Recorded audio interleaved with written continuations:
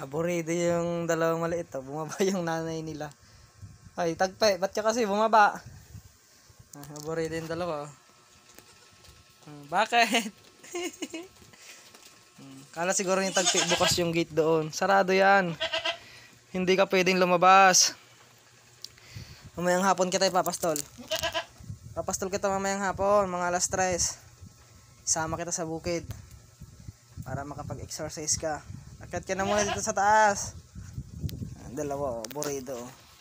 Tamang electric pan tayo dito eh. Tamang pahinga. Ayan o. Aburido.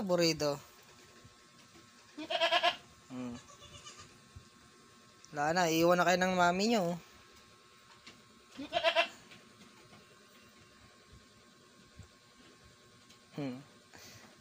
Ala, di kayo makatalong pa dyan. Tagpe, doon ka kasi sa taas.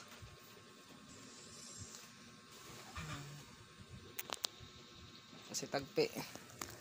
Parang hindi nanganak si tagpe. Milk bag niya. Ang dami pa niyang pagkain doon, mga ka-farming. Hindi niya pa kinakain lahat. Simula lang nanganak ay hindi na matakaw kumain. Dati tagasimot ng pagkain yan. Ngayon hindi na. Nag-inerte na rin sa buhay. Anak mong dalawa, silip-silip na lang. Silip lang.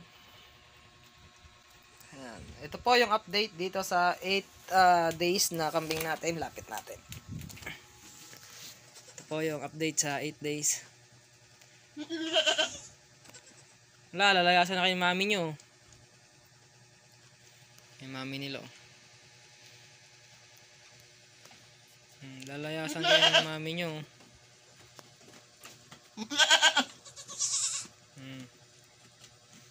Lalayasan ka na, kapitan. Lalayasan ka nga ng mami mo. Hindi lalayasan na kayo ng mami nyo. Hindi naman makalabas yan si Tagpi kasi sarado yung gate doon. No? Sinara ko. Kasi kung saan pumupunta to eh.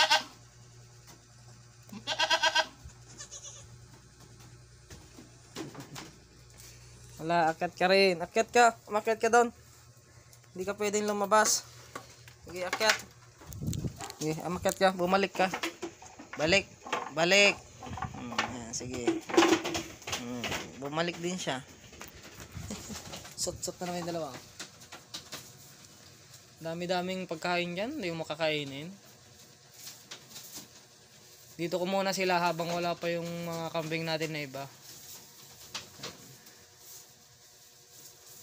Di mo ubusin yan, di kita ilalabas mamaya.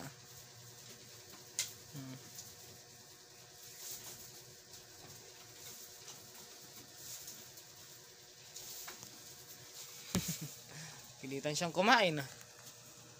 Napilitan kang kumain. Tanghali po kasi. Nang oras na po, tanghali na po dito mga ka-farming. Malamig tayo ng tubig oh. At sobrang init talaga dito mga ka-farming. Kaya di rin naman natin siya basta-basta ilalabas kasi yung mga anak niya is hindi pa naman marunong totally kumain ng damo. Lalabas natin siya pagka sanay na talagang kumain ng damo. Para nang sa ganun naman, sulit naman. Kasi wala namang ibang gagawin yung mga anak niya sa pastulan kundi matutulog lang. So dito na lang muna siya. Pagtsagaan na lang muna natin siya kahit mga 1 linggo pa. Kasi 8 days, 15 days naman marunong nang kumain ng kambing. Mga bisero, 15 days. So, kunting hintay na lang natin. At may papastol naman na natin sila. 2 weeks sila munang nakakulong dito sa kulungan ko. At pagtsatsagaan ko na lang munang kuhanan ng damo. Although, yun o, nag-aaral ng kumain o. Ayun o. Nagtitikim-tikim na rin. Pero hindi pa yan kasi bata pa yan eh. 8 days pa lang nila. Magda 9 days pa lang mamaya. So, hindi pa. Kaya saka na natin sila pastol. Titignan ko mamaya kung sisitagin ako mamaya papastol natin. Pero saglit lang. Pastol lang natin yung nanay niya. Yun lang mga ka-farming. Yan sila oh.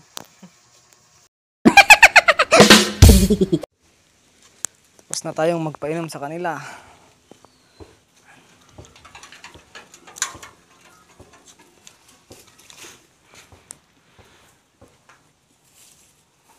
Inom, inom. Ay, nako, ang init. Init talaga. Tamang pahinga yung dalawang magkapatid, oh. Isa naman dito. Kunin natin yung timba. Hintay lang natin matapos.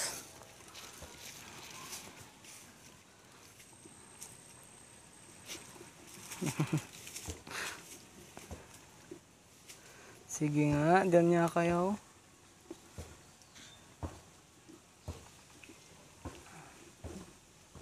Tamang pahinga. Pero makulimlim naman ang kalangitan. Hintay lang natin tong timba. Tapos ka na? Tapos na. Tapos na? Tamang pahinga na sila, oh. Diyan na kayo. Sige, diyan na. Iusog natin yung timba na to. Ay yung iusog natin. Para hindi masyado maabot. Hindi siya gano'n tumawid. Tamang tawid lang siya dyan. Ayan. Tamang tawid ka lang. Sige na, kumidi na kayong kumain kasi makulimlim na. Sige. Sige, kumain kayo na kumain. Kumain na kayo, makulimlim na. Ano? Sige na, kain na.